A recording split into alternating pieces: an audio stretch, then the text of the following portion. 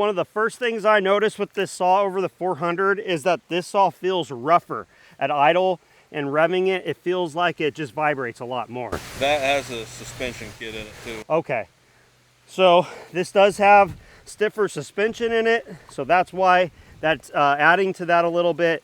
But I like the weight on this. And this is a 24-inch, 25-inch steel light bar.